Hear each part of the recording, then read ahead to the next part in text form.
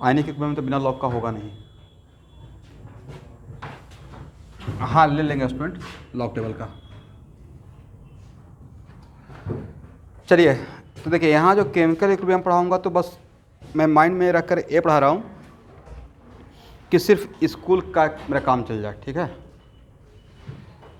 बाकी चीज़ें अलग से फिर से इसको दोबारा पढ़ाना पड़ेगा बढ़िया से।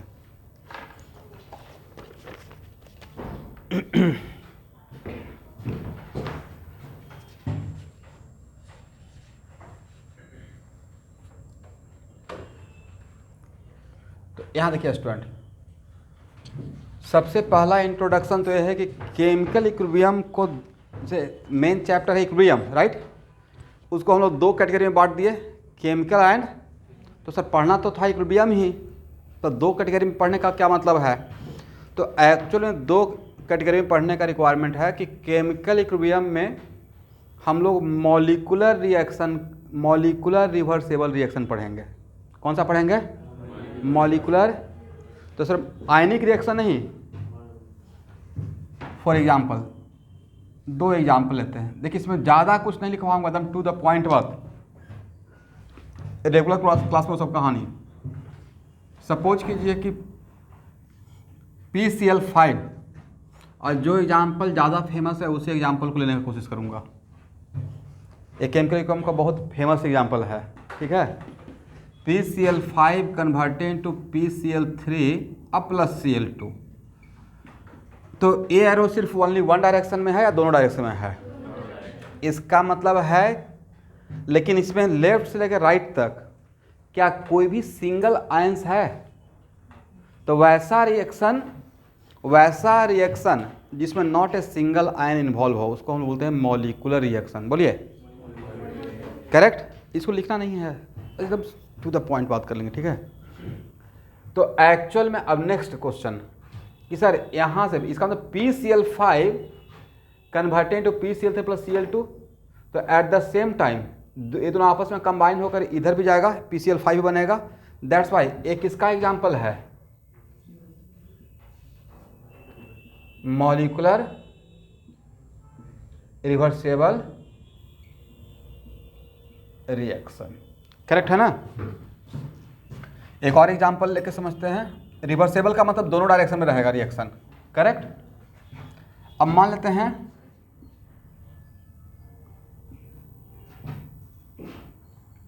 ये सब कुछ मेरे ऊपर छोड़ दीजिए, कैसे क्वेश्चन आएगा, ठीक है। यहाँ देखिए, यहाँ देखिए,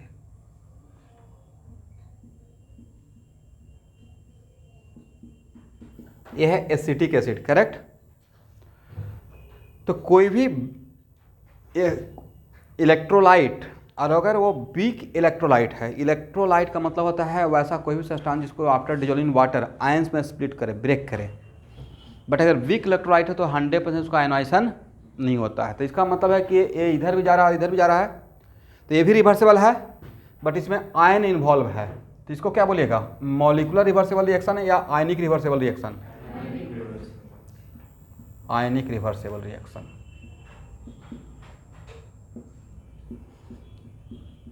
तो इसको हम लोग कौन सा चैप्टर में मॉलिकुलर रिवर्सेबल को कहाँ पढ़ेंगे स्टूडेंट? केमिकल इक्विलिब्रियम में। और आयन जहाँ पे इन्वॉल्व रहेगा उसको कहाँ पढ़ेंगे? आयनिक इक्विलिब्रियम पढ़ेंगे। तो ये बात तो क्लियर हो गया कि सर दो चैप्टर का नाम है, तो किसको कहाँ पढ़ेंगे, ठीक है। यहाँ तक आ जाइए।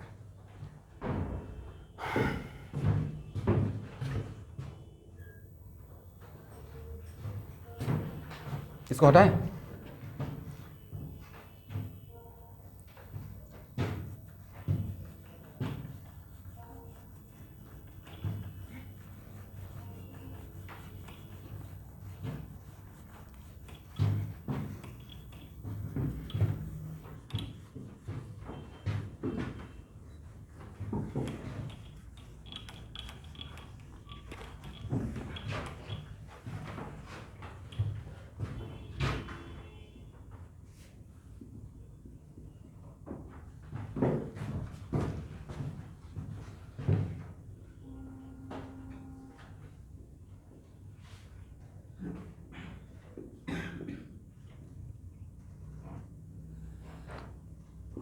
यहाँ देखिए, इसमें सबसे देखिए स्कूल का एग्जाम के चल रहा है, फिर भी इसको ध्यान से सुनना है।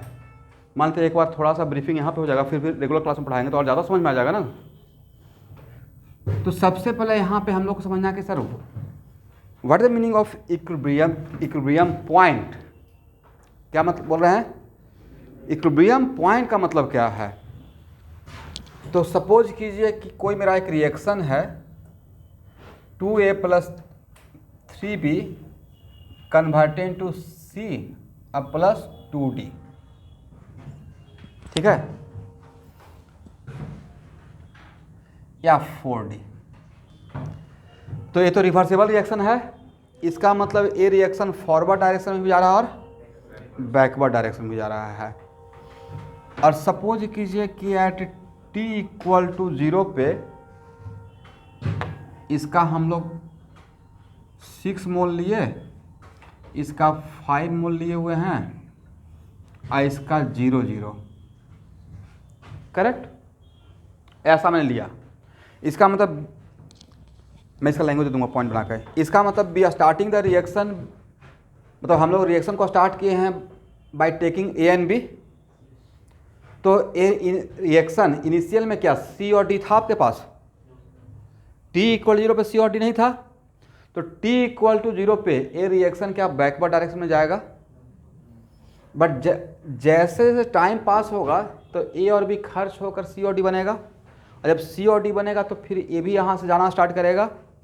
इसका मतलब इनिशियली रिएक्शन फॉरवर्ड डायरेक्शन में ज़्यादा रहा होगा विथ रिस्पेक्ट टू बैकवर्ड, और एक ऐसा टाइम आएगा जिस टाइम पे A का मोल, अच्छा बताइए इसमें विच one is the limiting reagent?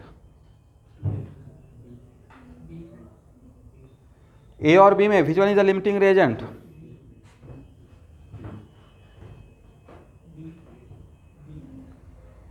पक्का? कैसे कैलकुलेट किया? ऐसे 3 मोल के लिए 2 मोल चाहिए, तो इसका 1 मोल के लिए, या इसका ऐसे प्रोडक्ट तरफ देख के भी कर सकते हैं। 3 से 1 मोल बनेगा C का, 1 से 1/3 बनेगा, तो 5 से कितना बनेगा? 1/3 × 5, 5/3 1 पॉइंट। बट अगर वहाँ पे देखते तो क्या लिखते हैं? 2 से 1 बनेगा 1 के अकॉर्डिंग, तो 1 से कितना बनेगा? हाफ बनेगा, तो 6 से कितना बनेगा? 3 बन जाएगा। तो किसके अकॉर्डिंग लेस बन रहा है? B के अकॉर्डिंग। तो B क्या रहेगा? लिमिटिंग रिएजेंट, हाँ या ना? गलत आंसर,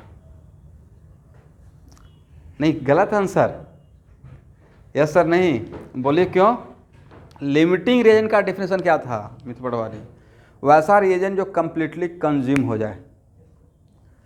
बट यहाँ पे कंप्लीटली खत्म होगा। एक कंप्लीटली खत्म होने का मतलब है कि रिएक्शन सिर्फ वन डायरेक्शन में चला गया। तो एक reversible reaction never completed, completed या नेवर कंप्लीटेड? एक पॉइंट के बाद, एक पॉइंट पे आने के बाद सारे केमिकल सब्सटेंस का अमाउंट टाइम के साथ कांस्टेंट हो जाता है। तो बी क्या 100% कंज्यूम होगा? Which one is the limiting agent? No one is the limiting agent. Chemical केमिकल इक्विलिब्रियम में कोई लिमिटिंग एजेंट नहीं रहेगा। बट आप जैसा चाह रहे थे वैसा मैंने सॉल्व किया पहले, जो आपके आंसर को आपको सेटिस्फाई करने के लिए कि हाँ नहीं आप सही सोचे हैं, तो आपने एक्चुअली सही सोचा। बट वो किसके लिए कब था? जब इरिवर्सिबल रिएक्शन रहता। रिवर्सेबल रिएक्शन में कोई भी रिएक्टेंट क्या कंप्लीटली कंज्यूम होगा? तो मेरा पहला ही लाइन को सेटिस्फाई नहीं कर रहा जो लिमिटिंग रिएजेंट का था, करेक्ट। एनीवे, अब मान लेते हैं कि t = एक ऐसा पॉइंट जिस टाइम पे, जिसका नाम मैं बोल रहा हूँ इक्विलिब्रियम टाइम। क्या बोल रहे हैं? इसका मोल 4 हो गया, इसका 3, इसका कुछ बना होगा, इसका 4 बचा हुआ है, तो इसका 2 खर्च हुआ होगा। मान लेते हैं कि यहाँ से इसका 2 खर्च हुआ, तो इसका 2 के लिए इसका कितना खर्च होगा? 2 के लिए 3 ना, तो इसका 2 बचेगा। और इसका कितना बनेगा स्टूडेंट? बनेगा तो वही कोफिशिएंट के अकॉर्डिंग ही जो मोल कोफिशिएंट पढ़े हैं। इसका 2 खर्च हुआ है तो 2 के लिए 1, तो यहाँ पे कितना है? 1, 2 के लिए 4, इसका कितना बनेगा? 4 बनेगा, करेक्ट। और इस टाइम पे एक सर्टेन टाइम के बाद रिवर्सेबल रिएक्शन में मैंने ऑब्जर्व किया कि ए का एक ऐसा टाइम जिस टाइम के बाद अगर आपको ये फील होने लगे कि ए बी सी और डी इन जितना भी केमिकल सब्सटेंस है उसका अमाउंट टाइम के साथ वैरी नहीं कर रहा है, मतलब एक सर्टेन टाइम के बाद ए का वैल्यू ऑल द टाइम 4 ही नज़र आ रहा है, बी का वैल्यू भी क्या नज़र आ रहा है 2, इसका 1 एंड इसका ये वैल्यू ऑल द टाइम। तो वैसा टाइम जिस टाइम के बाद सारे केमिकल सब्सटेंस का अमाउंट अपना अपना अमाउंट, सबका इक्वल नहीं बोल रहा हूँ, ए और बी का इक्वल है या सबका अलग अलग है, बट अपना अमाउंट, अपना कौन सा अमाउंट कॉन्सेंट्रेशन या अमाउंट टाइम के साथ अगर कांस्टेंट हो जाता है तो उस पॉइंट को बोलते हैं कि ये मेरा reversible reaction chemical equilibrium point पे आ गया। क्या आ गया? तो अब समझ में आ गया what is meaning of equilibrium point. Equilibrium point का मतलब ऐसा पॉइंट जिसके बाद सारे केमिकल सब्सटेंस का अमाउंट टाइम के साथ वेरिएबल रहेगा या कांस्टेंट हो जाएगा, कांस्टेंट हो जाएगा। अब उसमें नेक्स्ट जो सबसे पहले दिमाग में आएगा कि ओके सर, जब ऐसा होगा कि टाइम के साथ कांस्टेंट हो जाएगा, इसका मतलब क्या रिएक्शन रुक गया? इसका मतलब इक्विलिब्रियम पॉइंट पे रिएक्शन स्टैटिक हो गया या अभी भी डायनेमिक है, हो रहा है या रुक गया? सबसे पहले तो दिमाग में ये आ गया ना कि इफ कांस्टेंट हो गया, ये 4 का 4 ही नज़र आ रहा है, मतलब चेंज नहीं हो रहा है, तो दिमाग में क्या आएगा कि रुक गया। और रुक गया या अभी भी रिएक्शन हो रहा है? क्यों? यस, एक्चुअल में रिएक्शन केमिकल इक्विलिब्रियम पॉइंट पे रिएक्शन स्टैटिक नहीं रहता, डायनेमिक रहता है। इसका मतलब, लेकिन अब यहाँ पे जितना इसका खर्च होगा यूनिट टाइम में, यहाँ ध्यान सुनिएगा, जितना इसका खर्च होगा इस टाइम के बाद after reaching the equilibrium point, जितना इसका टाइम के साथ खर्च होगा, मान लीजिए 1 सेकेंड में इसका 1 मोल खर्च हुआ, उतना ही टाइम में 1 मोल इसका क्या हो जाएगा? बन जाएगा। ओके, इसका मतलब कहने का सेंस है कि इक्विलिब्रियम पॉइंट पे फॉरवर्ड डायरेक्शन का रेट ऑफ रिएक्शन, रिएक्शन होने का रेट, और बैकवर्ड डायरेक्शन का रेट ऑफ रिएक्शन दोनों इक्वल हो जाएगा। तो इक्विलिब्रियम पॉइंट क्या है, स्टैटिक है या डायनेमिक है? डायनेमिक है। रिएक्शन होते रहता है, तो सर फिर होते अगर रिएक्शन हो रहा है तो ये कांस्टेंट क्या है? कांस्टेंट इसलिए क्योंकि उस टाइम पे फॉरवर्ड डायरेक्शन में केमिकल सब्सटेंस रिएक्शन का रेट, बनने का रेट, और बैकवर्ड डायरेक्शन का इक्वल हो जाता है। करेक्ट है? चलिए, तो उसमें पहला पॉइंट नहीं तो इस एग्जांपल से रिलेटेड ईच सम की पॉइंट लिखिए एग्जांपल के बाद।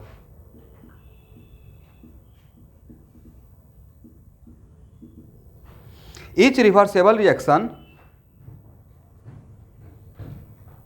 Each reversible reaction consist of two reaction, consist of two reaction. One is forward reaction and other is backward reaction. One is forward reaction and other is backward reaction.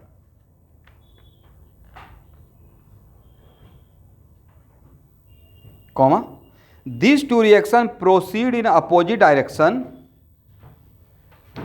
These two reactions proceed in opposite direction.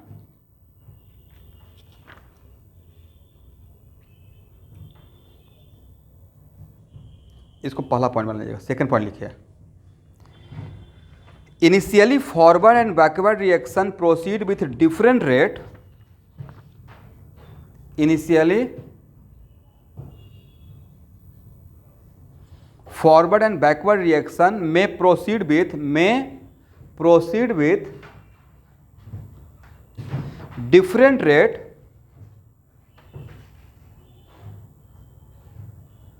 but at one stage of reaction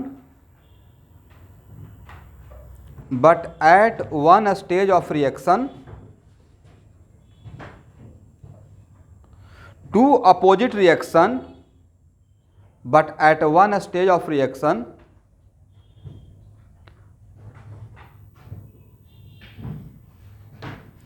two opposite reaction proceed with same rate. Two opposite reaction proceed with same rate. This point is called equilibrium point.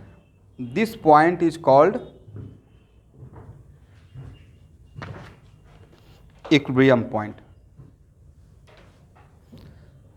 अच्छा student, यहाँ देखिएगा, ध्यान सुनिए, यहाँ एक एक बात को ध्यान सुनिएगा, क्योंकि अगर बहुत शॉर्ट करके पढ़ाऊँगा तो उसमें सारे बात को केयरफुली सुनना पड़ेगा। अभी हम लोग किसको लेकर स्टार्ट किए थे, ए और बी। सम टाइम्स मान लेते हैं ए और बी ने लेकर सिर्फ सी और डी लेते हैं, क्या लेते हैं, तब रिएक्शन प्रोसीड होता है या नहीं होता, क्योंकि रिवर्सेबल है ना।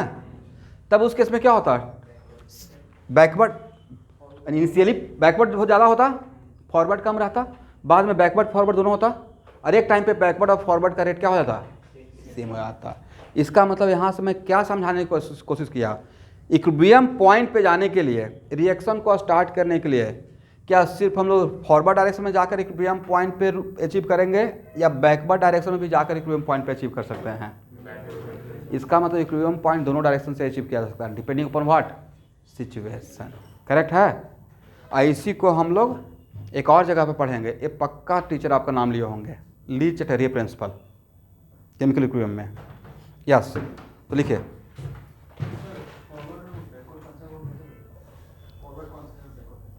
अच्छा इस डायरेक्शन को हम लोग मान के चलेंगे, कन्वेंशन है फॉरवर्ड, और इस डायरेक्शन को क्या मान के चलेंगे, बैकवर्ड। ठीक है, ये कन्वेंशन है।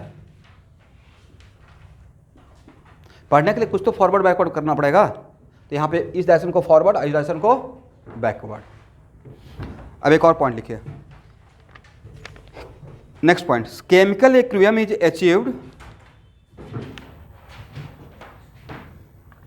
chemical equilibrium is achieved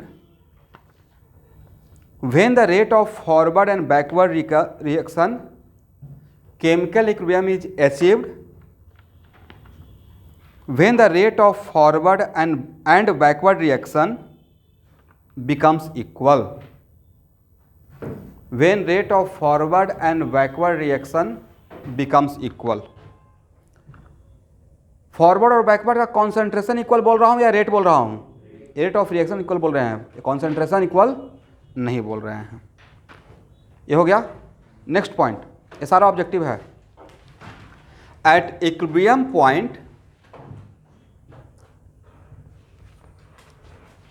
at equilibrium point relative concentration of chemical substance after achieving the equilibrium point, ये ज़्यादा बेटर रहेगा, after achieving the equilibrium point.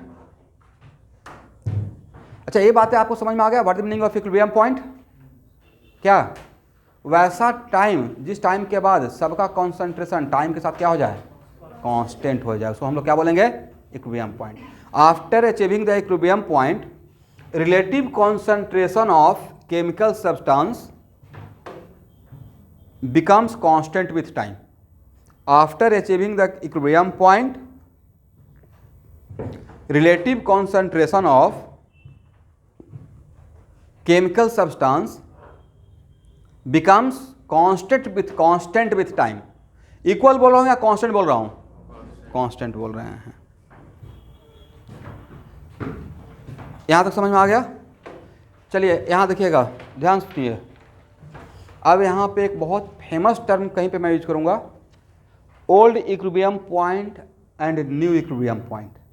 क्या बोल रहे हैं, समटाइम्स ऐसा हो सकता है कि एक बार इक्विलिब्रियम अचीव हो गया, इक्विलिब्रियम पॉइंट पे आ गए, करेक्ट, और इक्विलिब्रियम पॉइंट पे आने के बाद आपने बाय एक्सटर्नल एजेंट किसी भी तरीके से इक्विलिब्रियम पॉइंट पे इसका 4 मोल था, इसका 2 मोल था, इसका 1 मोल था, इसका 4 मोल था, इक्विलिब्रियम पॉइंट पे आ गए, आपने यहाँ से थोड़ा सा निकाल लिया डी को, राइट, तो आपने इक्विलिब्रियम पॉइंट को डिस्टर्ब कर दिया, तो डिस्टर्ब करेंगे तो फिर से वो अपने आप को रीएडजस्ट करता है, और रीएडजस्ट करने के बाद अगेन एक नया टाइम, एक ऐसा फिर से एक टाइम ऐसा आएगा जिसपे फिर से वो टाइम के साथ कांस्टेंट दिखेगा, बट जो अब कांस्टेंट दिखेगा वहाँ पे ए वैल्यू 4214 नहीं रहेगा, कुछ और रहेगा। क्या रहेगा, तो उसको हम लोग क्या बोलेंगे, ओल्ड इक्विलिब्रियम पॉइंट या new equilibrium point, new equilibrium point.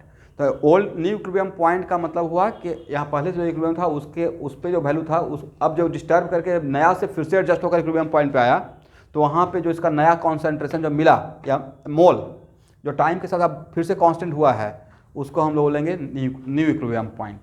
अब उसके लिए रिएक्शन फॉरवर्ड डायरेक्शन में जाकर नया इक्विलिब्रियम पॉइंट को खोजा या बैकवर्ड डायरेक्शन, वो अलग मुद्दा है, उसको हम लोग पढ़ेंगे under the heading Le Chatelier principle या comparison of Q and K, comparison of एक रिएक्शन क्वेश्चन यहाँ पे इंट्रोड्यूस करूँगा। ठीक है, थोड़ा बहुत स्कूल में पढ़ाया गया है, कुछ बोलते ही नहीं आप लोग।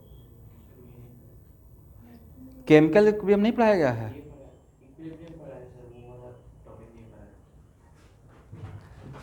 चलिए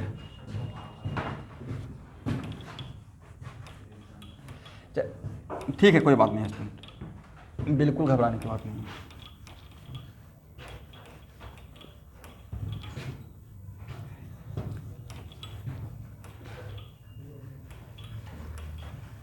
एक और पॉइंट लिखिए,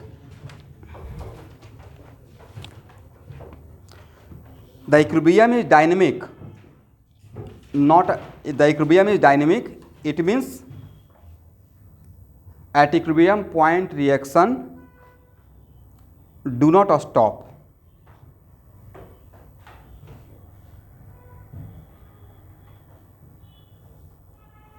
ठीक है ना?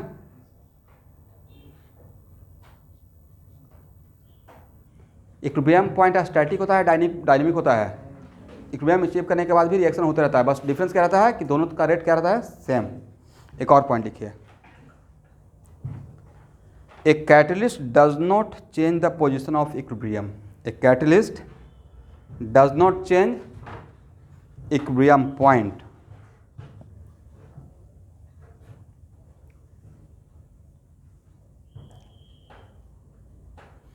इसको ऐसे समझिए, मान लेते हैं कि कोई स्टूडेंट चांदमारी में है, एक गणेशपुरी में है, करेक्ट, और दोनों को सेम कंपनी का साइकिल दिया गया और बोला गया कि सेम स्पीड मेंटेन करना है, करेक्ट है ना? और तब दोनों अपोजिट डायरेक्शन में आ रहे हैं, कॉमर्स में आके मिले, एग्री, सर्टेन टाइम लगा, अब उन लोगों को दोनों को दे दिया गया बुलेट, सेम कंपनी का और सेम स्पीड मेंटेन करने के लिए, लेकिन ऑब्वियसली बुलेट का स्पीड साइकिल से थोड़ा ज़्यादा रहेगा, फिर से वो कॉमर्स में ही मिलेगा। वजह सर डिस्टेंस तो मेंटेन किया गया है और स्पीड भी रिलेटिव दोनों को सेम बोला गया है। तो नेक्स्ट अब है कि दोनों का इक्विलिब्रियम पॉइंट चेंज नहीं हुआ, दोनों केस में साइकिल से थे तब भी वहाँ पे एक मोटा मोटी एक रफ आइडिया समझा रहा हूँ, बट दोनों में डिफरेंस क्या रहा होगा, टाइम, कॉमर्स पे पहुँचने का टाइम, राइट। इसका मतलब है कि कैटलिस्ट इक्विलिब्रियम पॉइंट को चेंज नहीं करता है, यहाँ से यहाँ तक आने में हो सकता है कि 10 मिनट लगा हो, अब इसमें कैटलिस्ट यूज कर लेते तो हो सकता है कि वो 5 मिनट में अचीव कर लेता। तो कैटलिस्ट क्या करता है, रेट ऑफ रिएक्शन को बढ़ा देता है, क्या करता है, फास्ट करता है। जो चैप्टर को आप 5 महीना में सीखिएगा उसको 1 मंथ में सिखा देंगे, करेक्ट है ना? या जिसको पढ़ने के लिए आपको 20 आवर खर्च करना पड़ेगा, खुद से एक पेज देख रहे हैं, बातों को अंडरलाइन करके समझ रहे हैं, उसी को मैं यहाँ पे लेवल लैंग्वेज में कुछ समझाने की कोशिश करूँगा। बट वो क्या करेगा कि कैटलिस्ट इक्विलिब्रियम पॉइंट को चेंज नहीं करता है, but time of achievement of equilibrium point उसको रिड्यूस करता है। लेकिन इक्विलिब्रियम पॉइंट चेंज नहीं करके इसका मतलब अभी भी विदाउट कैटलिस्ट भी 4 to 1/4 था, तो आफ्टर यूज ऑफ कैटलिस्ट अभी भी अमाउंट सेम रहेगा, मतलब इक्विलिब्रियम पॉइंट चेंज। तो इसका मतलब है कि okay sir equilibrium point change नहीं हुआ, इसका मतलब कैटलिस्ट फॉरवर्ड डायरेक्शन और बैकवर्ड डायरेक्शन के रेट को दोनों को सेम अमाउंट से इंक्रीज करता है, डिफरेंट अमाउंट से या सेम अमाउंट से, सेम। कंटिन्यू कर लीजिएगा लास्ट पॉइंट में,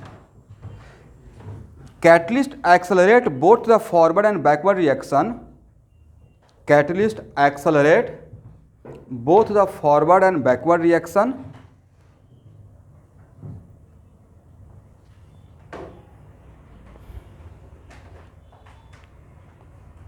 to the same extent, so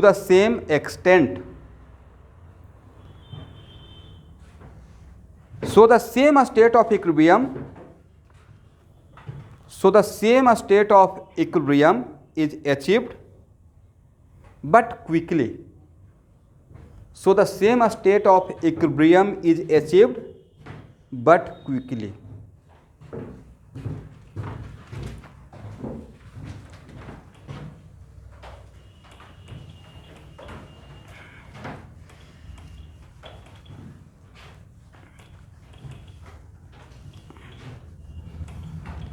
अब यहाँ देखिए स्टूडेंट,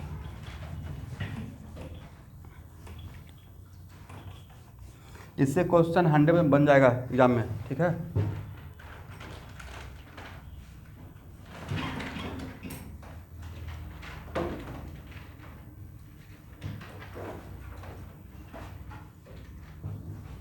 देखिए law of mass action, correct. But यहाँ पे स्टूडेंट अभी ये समझाने का बहुत टाइम नहीं है, मेरे ऊपर ट्रस्ट कर लीजिए। ये जो बॉक्स लगाते हैं उसका मतलब होता है एक्टिव मास। क्या होता है? तो प्योर लिक्विड का क्यों और कैसे बाद में देखेंगे। सॉल्यूशन बोल रहे हैं या प्योर लिक्विड बोल रहे हैं? प्योर लिक्विड में अगर ये बॉक्स लगाइएगा तो उसका वैल्यू 1 ले लीजिएगा। एक्टिव मास कितना लेते हैं? 1। सॉलिड का भी एक्टिव मास कितना ले लीजिएगा? 1। एक कन्वेंशन है। तो यहाँ देखिए, अगर कोई पूछेगा molarity of water, molarity of pure water, तब आंसर क्या होगा? 1 लीटर वाटर का 1 लीटर लेते हैं तो मोलरिटी ऑफ वाटर के लिए क्या करेंगे? वाटर का डेंसिटी नहीं दिया तो 1 ग्राम पर ml, सही है ना। Number of mole divide by volume in litre कितना हो जाएगा? 55.56 मोल पर लीटर। तो मोलरिटी ऑफ वाटर 55.56 है, लेकिन अगर इसमें अगर एक स्क्वायर ब्रैकेट लगा दिया जाए तब ये हो जाएगा एक्टिव मास। तो इसका वैल्यू कितना पकड़ना है? इसलिए ये अलग चीज़ है, ये अलग चीज़ है, ठीक है। तो प्योर बात अभी टाइम नहीं है, तो इसमें अगर ज़्यादा बात कर इसका कोई रिजल्ट नहीं मिलने वाला है अभी। अब बात करना स्टार्ट करेंगे तो पूरा क्लास चला जाएगा। बस अभी के लिए प्योर लिक्विड का एक्टिव मास 1 लेना है। सॉलिड का भी कितना पकड़ना है इस चैप्टर में? 1। लेकिन सॉल्यूशन का 1 नहीं पकड़ना है। अगर सॉल्यूशन रहेगा, क्या रहेगा? फॉर एग्जाम्पल H+ एक्वस, यहाँ देखिए समझिए, H+ एक्वस, इसका मतलब है सॉल्यूट है H+ और सॉल्वेंट है वाटर। सॉल्यूट क्या है? तो H+ एक्वस क्या आपका प्योर लिक्विड रहा या सॉल्यूशन रहा? H+ का सॉल्यूशन, एसिड का सॉल्यूशन, राइट। तब सॉल्यूशन का एक्टिव मास, सॉल्यूशन में अगर स्क्वायर ब्रैकेट लगाइएगा तो सॉल्यूशन का एक्टिव मास और उसका मोलरिटी सेम ले लेते हैं, लिख लीजिए। For example calcium carbonate solid है तो उसका कितना पकड़ना है? 1 लेना है, करेक्ट है।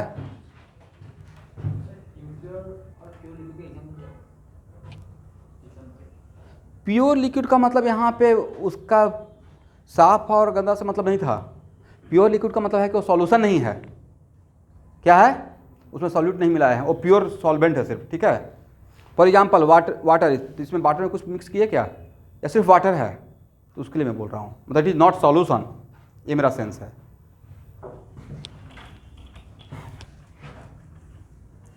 Pure liquid means not water only, किसी का भी pure liquid. For example Br2 liquid, इसमें कोई ओनली 1 टाइप ऑफ कंपोनेंट है ना। मोर देन 1 कंपोनेंट रहेगा तब तो सॉल्यूशन बनेगा। सॉल्यूशन के लिए ओनली 1 कंपोनेंट से सॉल्यूशन बनेगा या उसके लिए मिनिमम 2 कंपोनेंट चाहिए। बट यहाँ पे Br2 लिक्विड है तो इसमें कुछ मिक्स किए हैं तो इसमें ये मिला लेंगे तो क्या लेंगे? 1, ठीक है। प्योर लिक्विड का तो नॉट ओनली वाटर, मैं सारे लिक्विड के लिए बात किया था, एग्जाम्पल के लिए मैं वाटर ले लिया, ठीक है।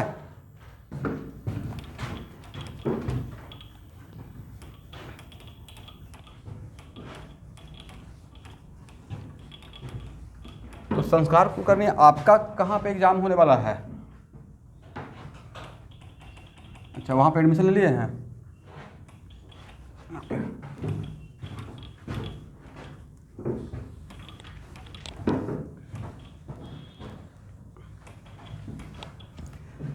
चलिए स्टूडेंट यहाँ देखिए,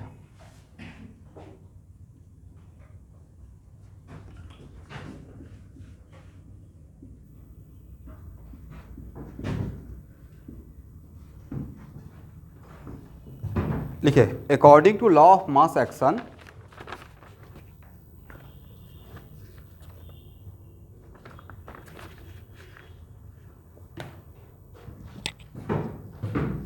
rate is directly proportional to rate of reaction is directly proportional to rate of reaction is directly proportional to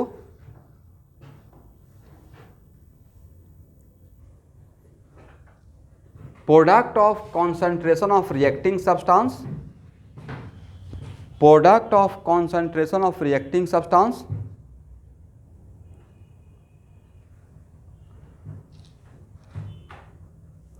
raised to the power of a stoichiometric coefficient, raised to the power of a stoichiometric coefficient। लिख लीजिए इस sentence को, लिखिए रे according to law of mass action rate of reaction is directly proportional to किसका, concentration of reacting substance raise to the power of stoichiometric coefficient. Correct. तो मतलब बोलिए फॉरवर्ड डायरेक्शन के लिए रिएक्टिंग सब्सटेंस कौन है, फॉरवर्ड डायरेक्शन के लिए रिएक्टिंग सब्सटेंस कौन आपस में रिएक्शन करके फॉरवर्ड जाएगा, यार भी। बैकवर्ड डायरेक्शन के लिए रिएक्टिंग सब्सटेंस कौन है, वेरी गुड। इसलिए मैंने यहाँ पे फॉरवर्ड और बैकवर्ड बोलने से बचा, मैंने क्या बोला, रेट ऑफ रिएक्शन, राइट। अब यहाँ देखिए, तो according to law of mass action, R F का मतलब rate of forward reaction, R F का मतलब क्या है, rate of, yes, directly proportional to product of concentration of reacting substance, correct, raise to the power coefficient, correct. तो R F equal to क्या लिखेंगे, के ए के पावर ए और बी के पावर क्या रहेगा, बी। तो यहाँ पे के को क्या बोलिएगा, कांस्टेंट ऑफ प्रोपोर्शनलिटी, पढ़िए तो, और कौन सा डायरेक्शन के लिए, तो एफ स्टैंड फॉर फॉरवर्ड, तो इसको हम लोग बोलते हैं इसी को, ये है कांस्टेंट ऑफ प्रोपोर्शनलिटी। तो कांस्टेंट ऑफ प्रोपोर्शनलिटी बोलने से मन में कॉन्फिडेंस आएगा कि ओके कांस्टेंट ऑफ प्रोपोर्शनलिटी ना इस पे डिपेंड करता है ना इस पे डिपेंड करता है, वो किसी और फैक्टर पे डिपेंड करता है जो कि बाद में देखेंगे, ठीक है। तो यहाँ पे बोलते हैं rate constant for forward reaction, इसको क्या पढ़ेंगे, देखिए rate constant for forward reaction, rate constant for forward reaction.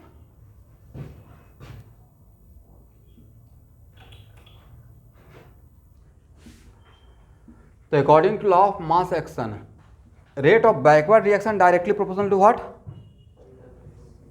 सी के पावर सी एंड डी के पावर डी। तो दिस इक्वल टू क्या लिखेंगे,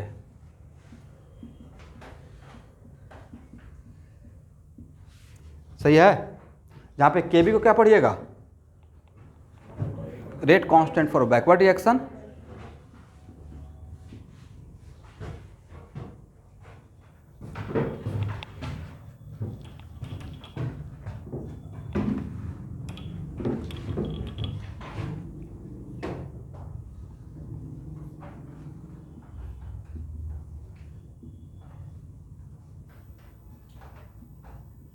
इस सेक्शन से क्वेश्चन आएगा भाई, ठीक है। ये बहुत फेमस क्वेश्चन आता है, prove that K P equal to K C R T to the power delta N, chemical में। और इस पर क्वेश्चन भी आता है रिलेशन के पी एंड के सी में।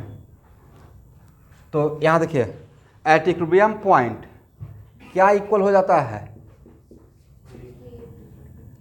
This equal to this.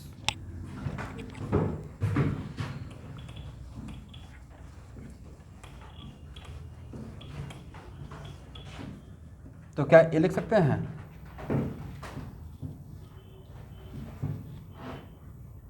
के एफ ए के पावर ए बी के पावर बी इक्वल टू के बी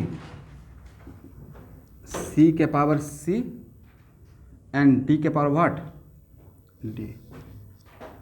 करेक्ट है यहाँ तक एवरीवन। तो के एफ बाई के बी इक्वल टू क्या लिखिएगा, सी के पावर सी, यहाँ देखिए सब लोग, डी के पावर डी, ए के पावर ए एंड बी के पावर व्हाट, बी। और ए जो है इसी को हम लोग के एफ बाई के बी इसी को बोलते हैं इक्विलिब्रियम कांस्टेंट। किसके रेशियो को बोलते हैं इक्विलिब्रियम कांस्टेंट, के एफ एंड के बी के रेशियो को क्या पढ़ते हैं आज के बाद, यस।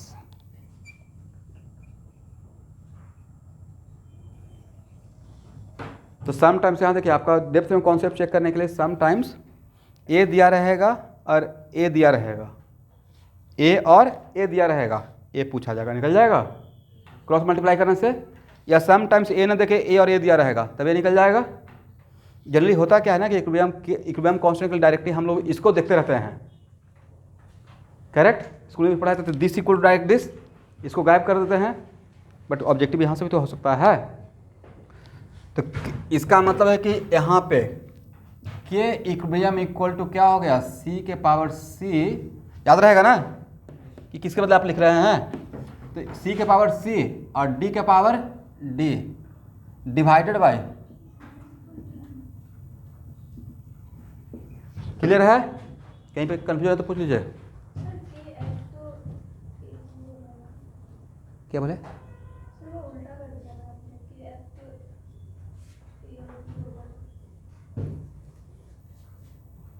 नहीं ठीक है,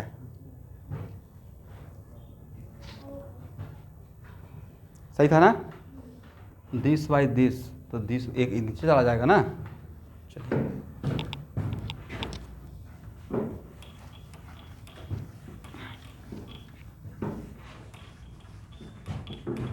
ऐसे बीच में आप बहुत सारा क्लास नहीं आए हैं, हाँ, लेकिन ऑफलाइन क्यों नहीं आ रहे थे? सुबह तो क्लास ही नहीं लेता हूँ भाई, 11th क्लास का मैंने कहाँ से पिछले 5 महीने से तो एक भी not a single class in the morning, वो एक्स्ट्रा क्लास को छोड़ दीजिए, बट जो रेगुलर क्लास आपका है, हाँ मैं एग्री आई है, मैं बातों को समझिए मैं बोलना क्या चाह रहा हूँ। अभी तक 11th में किए, लेकिन 12th में ऐसा मत कीजिएगा, ऑफलाइन क्लास आने का हैबिट डालिए। अब अभी हम लोग का भी मजबूरी है कि सिस्टम चलाना है, इसलिए मान लेते हैं कि आज के डेट में अगर मैं एकदम सैचुरेशन पॉइंट पे रहता, मतलब दिमाग से टेंशन गायब रहता कि हाँ पैसा कम ज़्यादा आने से भी काम चल जाएगा, सिस्टम बहुत स्मूथली रन करेगा, तो मैं तो बिल्कुल स्ट्रिक्टली ऑफलाइन कर लेता। पढ़ाना है तो बढ़िया से पढ़ाएंगे, बट अभी समटाइम्स हर एक चीज़ इंसान का कुछ ना कुछ मजबूरी होता है, तो सिस्टम रन करने के लिए भाई एडमिशन हो जाए ऑफलाइन या ऑनलाइन जैसे भी हो, बट जो बच्चे स्मार्ट रहेंगे तो खुद ही डिसीजन लेंगे। हाँ लाइव रहिए, बट कुछ दिन तो आइए वीक में, जब तक टीचर से पढ़े इंटरेक्ट नहीं कर रहे हैं। कुछ तो ऐसे भी स्टूडेंट हो भाई जिनको आज तक 1 साल में मिला भी नहीं होगा, सोचिए तो कैसे इंटरेक्शन होगा। इंटरेक्शन जरूरी है ना स्टूडेंट, बोलिए, नहीं लगता इंटरेक्शन होने से टीचर और स्टूडेंट के बीच में बॉन्डिंग होता है, थोड़ा सा अलग लेवल पे काम होना स्टार्ट होता है, नहीं तो प्योर एकलव्य वाला बात हो जाएगा। नाम सुने एकलव्य का महाभारत में,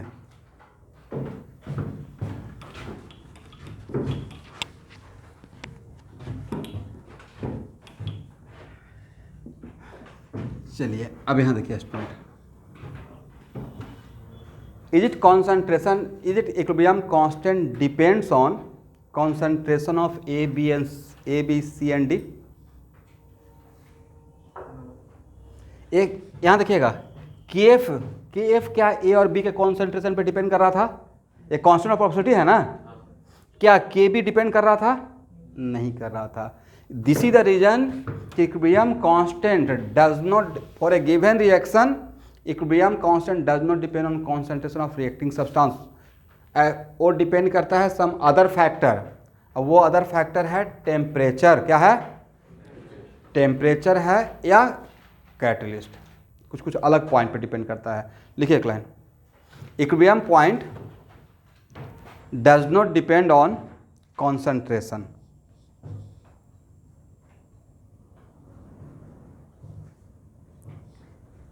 it depends on some other factor like temperature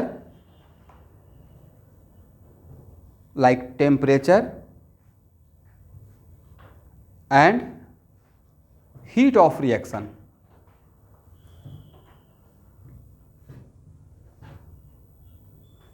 Like temperature and heat of reaction, correct है ना एवरीवन? इसलिए देखिएगा क्वेश्चन सॉल्व करने का ड्यूरेशन में, एक क्वेश्चन में लिखा रहता है एट ए गिवन टेम्परेचर, एट ए गिवन टेम्परेचर, इसका मतलब है कि टेम्परेचर को अगर फिक्स कर दिया तो इक्विलिब्रियम कांस्टेंट क्या रहेगा मेरा, सेम रहेगा, ठीक है ना। चलिए अब यहाँ तक इक्विलिब्रियम, ये तो लॉ ऑफ कहाँ से आया है, लॉ ऑफ मास एक्शन। अब यहाँ पे फिर से सेम एग्जाम्पल,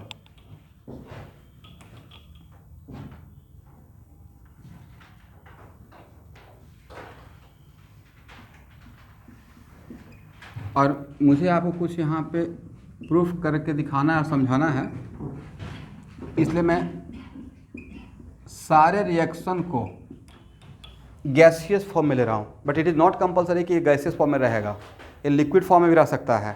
करेक्ट। तो मैं आपको समझाने के लिए एक होमोजेनस गैसियस रिएक्शन लिया। But meaning of homogeneous reaction, सारा सब्सटेंस का फेज क्या हो, सेम फेज हो, राइट। ये बताइए कॉन्सेंट्रेशन इक्वल टू क्या लिखते हैं स्टूडेंट, मोलरिटी इक्वल टू क्या लिखते हैं, मोलरिटी ही बोलिए, N/V। करेक्ट है।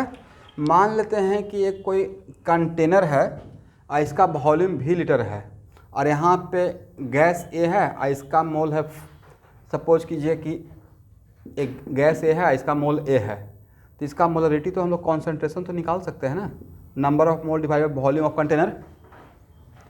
PV को NRT में तो ये काम करते ही थे, राइट। तो P equal to what, N/V RT, तो P equal to MRT, P equal to what कर सकते हैं, या PM इक्वल टू DRT भी किए थे, PM इक्वल टू व्हाट, वैसे ही P इक्वल टू MRT भी तो कर सकते हैं। तो आपको समझाने के लिए यहाँ पे मैंने एक A लिया। अब बताइए यहाँ पे इस तरफ क्या है, इस इक्विलिब्रियम पॉइंट पे इस वैल्यू के बराबर इस वैल्यू को होना पड़ेगा। इसका मतलब A, B, C and D अपने आप को इस तरीके से एडजस्ट करेगा, दैट्स वाई का उसका वैल्यू K इक्विलिब्रियम के बराबर हो जाए। K इक्विलिब्रियम अपने आप को एडजस्ट करेगा या कॉन्सेंट्रेशन अपने आप को एडजस्ट करेगा, रिएक्शन अपने आप को आगे या पीछे जाकर एडजस्ट करेगा और किसके बराबर होगा, इसके बराबर होगा। करेक्ट है। अब यहाँ पे तो बात कर रहे हैं इक्विलिब्रियम पॉइंट का, तो यहाँ पे कॉन्सेंट्रेशन भी किस टाइम का लेना है, इक्विलिब्रियम पॉइंट का। तो यहाँ पे concentration, but is it compulsory always equilibrium point का कॉन्सेंट्रेशन दिया रहेगा, तो इक्विलिब्रियम पॉइंट का कॉन्सेंट्रेशन निकालने के लिए रहेगा प्रॉब्लम में। ठीक है, पहले यहाँ लिखिए, जिस टाइम अगर यहाँ पे K इक्विलिब्रियम है तो कॉन्सेंट्रेशन भी यहाँ पे किस टाइम का रहेगा, इक्विलिब्रियम पॉइंट का लेना है।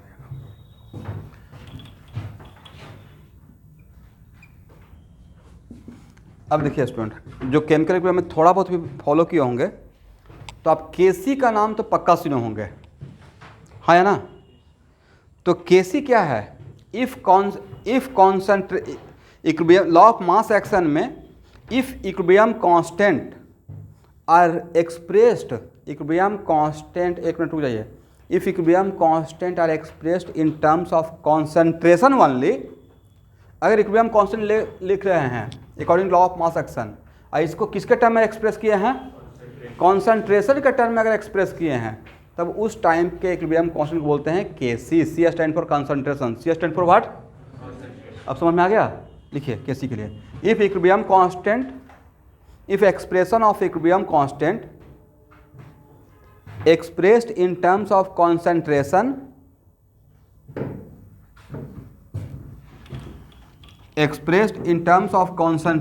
then it is called Kc। if equilibrium constant expressed in terms of concentration then it is called Kc। But इस बात का ख्याल रखना है कि अगर यहाँ पे इन चारों में कोई सॉलिड रहेगा तो उसका 1 लेना है, और अगर प्योर लिक्विड रहेगा तो भी उसका क्या लेना है, 1। बाकी गैस के लिए N/V, गैस के लिए क्या है, N/V। यहाँ देखिएगा स्टूडेंट, तो Kc के लिए क्या लिखेंगे, Kc इक्वल टू C के पावर C, हाँ या ना, और D के पावर, एक कॉन्सेंट्रेशन ले रहा हूँ मतलब मोलारिटी, A के पावर A, अब B के पावर भी क्या रहेगा, B। तो यहाँ पे इस इक्विलिब्रियम कांस्टेंट को मैं Kc नाम दे दिया, वजह इसको किसके टर्म में एक्सप्रेस कर दिया है, कॉन्सेंट्रेशन। बोले what the unit of Kc, Kc का क्या यूनिट होगा Nihar, unit of Kc is what, कुछ तो बोलिए, यूनिटलेस। क्या होगा मित्रों, एक मिनट, कैसे काम चलेगा, metre cube by metre square, क्या बोल दिया, यूनिटलेस, है ना। तो भाई ये था मोल पर लीटर, पढ़ते रहिए मेरे साथ, के पावर सी। एग्री? इसको भी क्या पढ़िएगा, मोल पर लीटर के पावर डी। मैं समझ में आ गया था कि आप क्या सोचे। आप सोचे ऊपर भी मोल पर लीटर, नीचे भी मोल पर लीटर, कॉन्सेंट्रेशन बाय कॉन्सेंट्रेशन, खत्म कहानी, यूनिटलेस। पावर को भूल गए, पावर रहेगा ही नहीं रहेगा? नहीं तो आपके अकॉर्डिंग तो ये होना चाहिए मीटर का क्यू अब मीटर का स्क्वायर, तो सर ऊपर भी मीटर नीचे भी मीटर, यूनिटलेस। ये रहेगा या मीटर रहेगा? पावर का ख्याल रखें ना, तो यहाँ पे क्यों नहीं रखेंगे? समझे ऑनलाइन के बच्चे?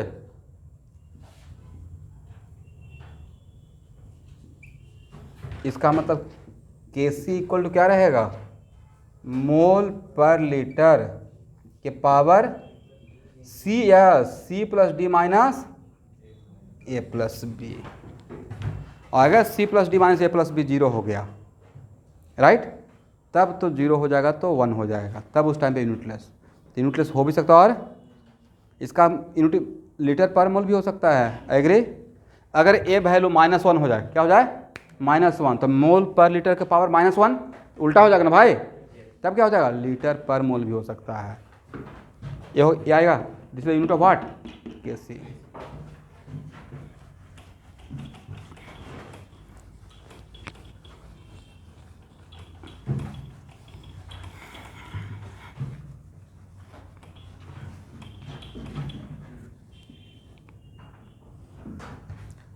यहाँ तक किसी को प्रॉब्लम?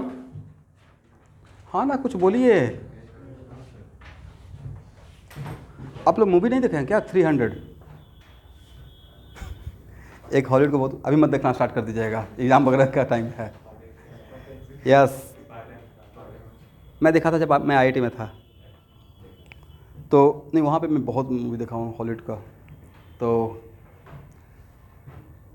बहुत अच्छी अच्छी मूवी।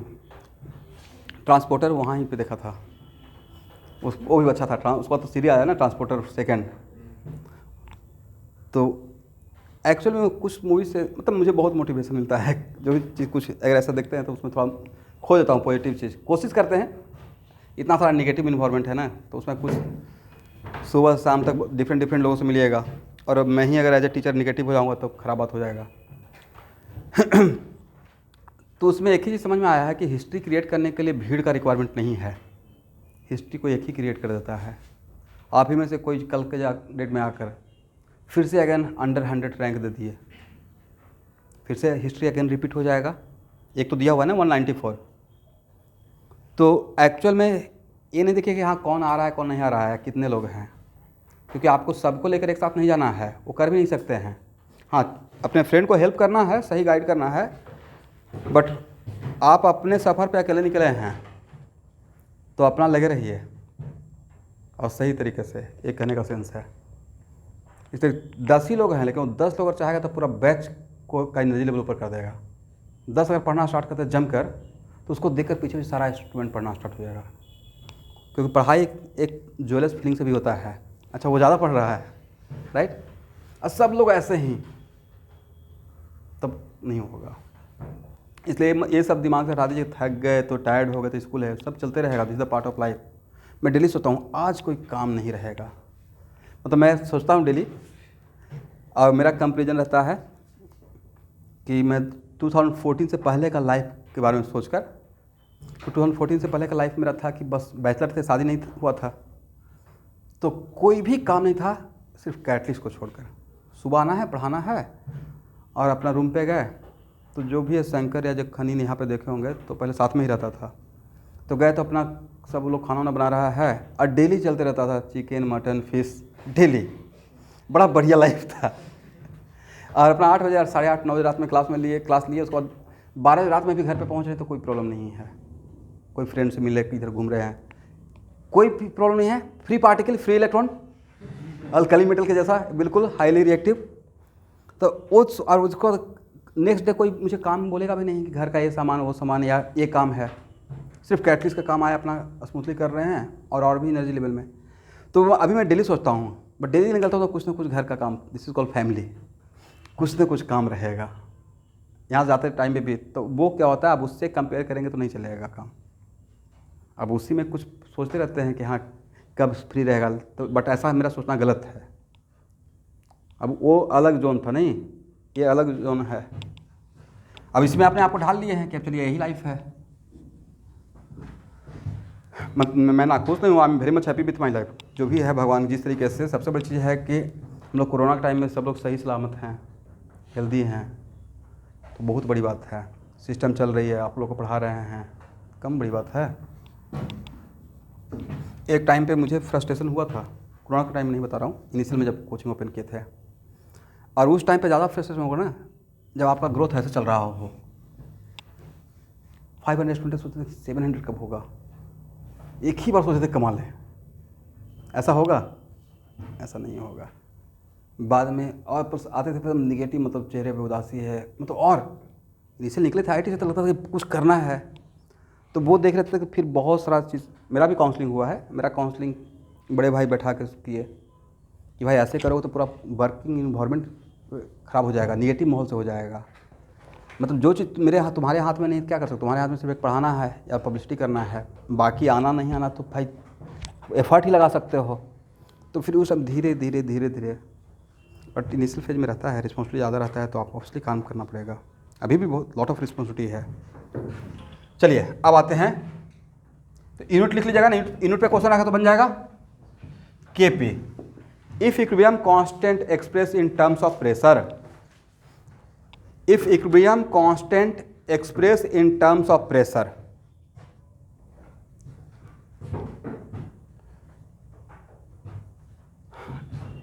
तो यहां देखिए स्टूडेंट,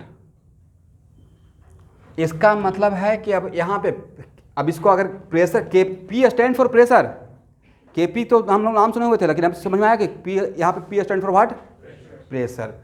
तो अगर इक्विलिब्रियम कांस्टेंट को प्रेशर के टर्म में एक्सप्रेस करेंगे तो ऐसे लिखेंगे स्टूडेंट, पी सी के power C and P D के पावर डी, और डिवाइड बाई पी ए के पावर ए और पी बी का पावर बी। करेक्ट है? लेकिन किस टाइम का प्रेशर, किसका प्रेशर, पी डी क्या है? अगर यहाँ पे के पी है तो पी डी क्या है? Is it total pressure of the container? Yes, it is not total pressure, it is the partial pressure of D, it is partial pressure of.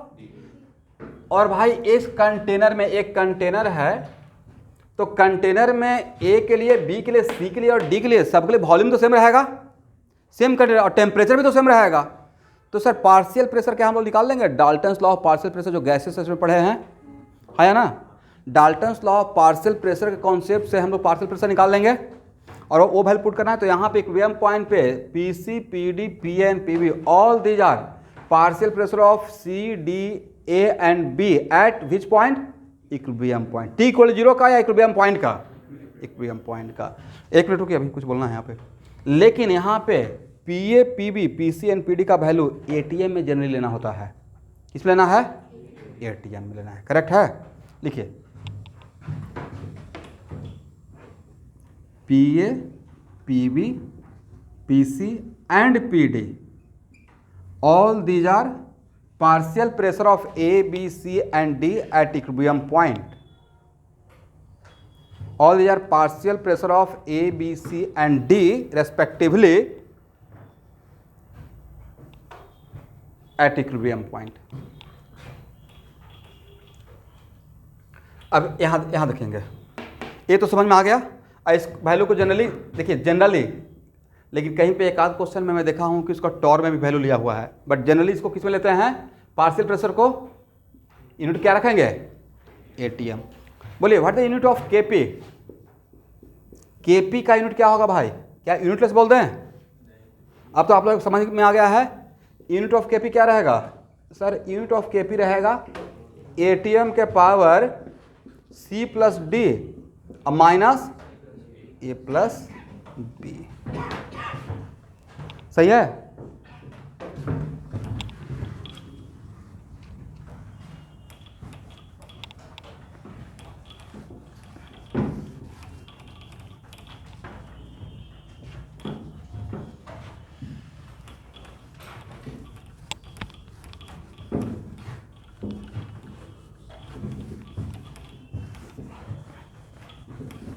चलिए स्टूडेंट यहाँ देखिए, अब some time it is very important to note that sometimes ऐसा रहा है कि कोई आपका रिएक्शन है, इज इट कंपल्सरी कि उस रिएक्शन में रिएक्टेंट से लेकर products like all chemical substances are in gaseous form, may और मे नॉट।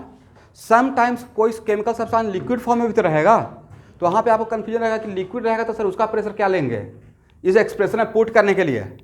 ऐसे तो लिक्विड का प्रेशर 0 होता है, क्या होता है, बट यहाँ के लिए इस एक्सप्रेशन में पुट करने के लिए इसका प्रेशर का वैल्यू यूनिट मान लीजिएगा 1 ATM नहीं, सिर्फ 1 पुट कर देना है। क्या पुट कर देना है, क्योंकि डर इस बात का है ना कि अगर इसको ऐसे तो कोई पूछेगा what the pressure of liquid with respect to pressure of gas, तो उसका क्या आप मानते हैं 0। कैसे हम लोग इडियोमेट्री में बोले हैं volume of liquid are negligible with respect to volume of gas, correct, eudiometry Sunday को पढ़ा रहे थे ना। वैसे ही लिक्विड का प्रेशर गैस के रिस्पेक्ट में क्या मानेंगे 0 मानेंगे। लेकिन मान लेते हैं बी लिक्विड रहता और इसका 0 पुट करते तब तो ये अनडिफाइंड हो जाता इन्फिनिटी। तो यहाँ पे पुट करने के लिए इसको काउंट में हम लोग एक्चुअल में इस एक्सप्रेशन में सिर्फ गैसियस सब्सटेंस का गैसियस सब्सटेंस को ही लिखना है, लिक्विड और सॉलिड को यहाँ पे लिखना ही नहीं है, आएगा ही नहीं, करेक्ट। और अगर लिख भी दिए तो इसका वैल्यू सिर्फ क्या पुट कर दीजिएगा 1 पुट कर देना, 1 ATM नहीं, सिर्फ क्या ATM पुट करिएगा तो यूनिट में फर्क पड़ जाएगा। इसलिए यहाँ पे जो भी A B C और D रहेगा वो क्या रहेगा गैसियस सब्सटेंस। अगर उसमें लिक्विड और सॉलिड आ गया है तो उसको यहाँ पे लिखने का रिक्वायरमेंट नहीं है, करेक्ट है ना।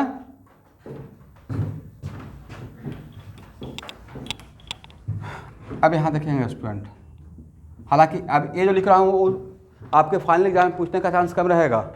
इसको क्या बोलेंगे equilibrium constant in terms of mole fraction, X stand for what, तो इसके लिए लिखेंगे एक्स सी के power C mole fraction of C into mole fraction of D divide by mole fraction of A and mole fraction of B.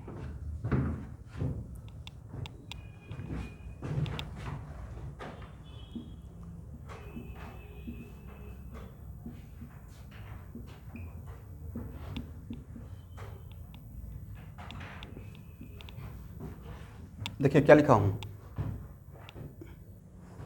ये important है, relation between के P के सी and के एक्स लिख लीजिए।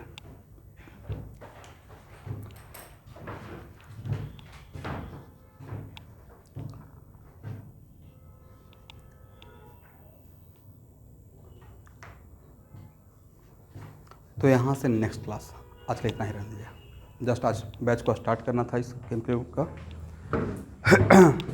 और थोड़ा सा निकले भी सोच लिए प्रैक्टिकल का एग्जाम है। हाँ भाई के एक्स क्या है, के एक्स का कोई मोल फ्रैक्शन कोई यूनिट होता है, तो के एक्स क्या रहेगा यूनिटलेस रहेगा। यहाँ पे आप बोल सकते हैं कि के एक्स इज व्हाट यूनिटलेस। आज के लिए इतना है। अब तो कॉन्फिडेंस आ गया कि इक्विलिब्रियम खत्म हो जाएगा स्कूल के एग्जाम के लिए। स्टार्ट होने का मतलब आधा खत्म होना होता है।